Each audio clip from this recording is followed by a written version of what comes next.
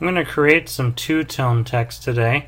So we're going to go ahead and open up a new file, File New, and we're going to make our file 800 by 600 just to display our text nicely. And I'm going to choose my text tool, and I'm going to choose a nice blocky text to give us a nice text effect so that we can read it very nicely. Let's go ahead and choose let's see, how's about Franklin Gothic Heavy. And I'm going to choose a color over here. I'm going to choose a blue color, kind of a lighter blue, and I'm going to make my text 200. No, let's make it about 175. And I just highlighted that and selected it, and I've got my left alignment and my color right here. So I'm going to go ahead and type. So I've got my letters right there. I'm going to move this into place by putting my mouse outside the text area, click on layer 1, and now this has been completed. The next thing I'm going to do is make a duplicate of this layer, so I'm going to right click on the layer and go to duplicate layer, click OK. The reason that I duplicate layers all the time is just in case I want to go back, I don't have to recreate the entire text, it's already been created. And I'm going to turn the eyeball off of this layer right here. I'm going to go ahead and right click on this and rasterize the type, turn it into paint in other words, and I'm going to do a couple of effects to this layer type. We're going to go to layer style, and I'm going to put a stroke on my letters. A stroke puts a little block of color around it, and I'm actually going to make the stroke color. If you choose color down here where this red box is, I'm going to choose white. So you're not going to be able to see it right away, but we're going to see it in a little bit.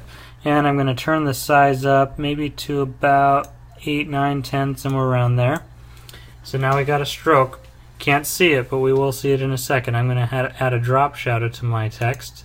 So here's my drop shadow, and I'm going to go ahead and move the distance of my shadow up.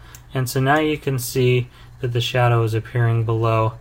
I'm going to go ahead and turn the spread up a bit and the size of my shadow up a bit so I can see it more clearly. So now you can see the shadow underneath the lettering. Move the distance around. I'm going to move this around until it looks right. I want it to be pretty intense, maybe not so much distance. I'm going to back that off a little bit, maybe make this size a little bigger. I'm going to make this really, really dark and intense underneath.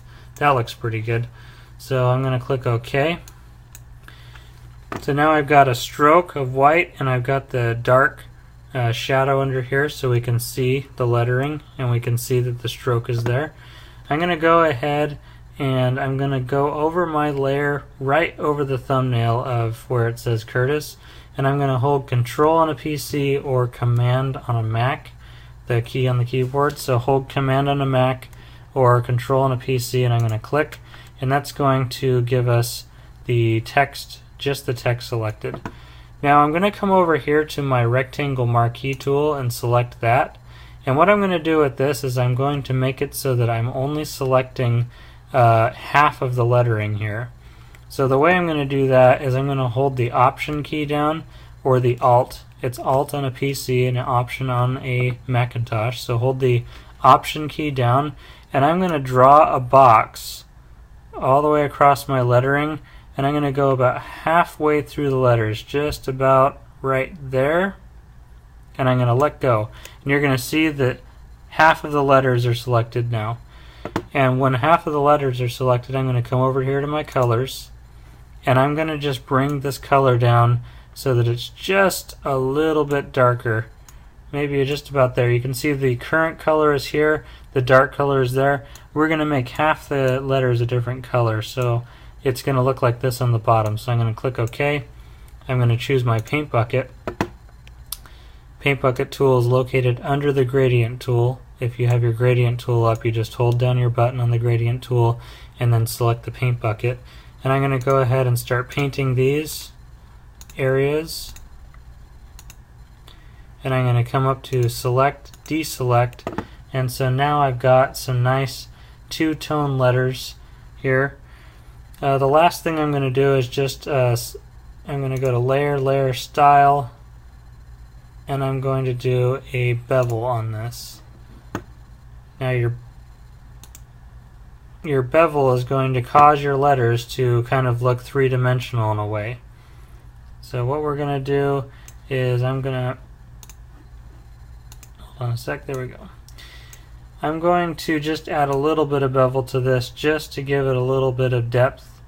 I'm going to turn the depth down just slightly. I just want it to kind of pop out a little bit. So you can turn the size up if you want. We want this to be just a little bit raised to give it kind of a little bit of depth. Okay, once you get it to where you want it to be, click OK, and now we've got our two-tone text, kind of bubbly text with drop shadow.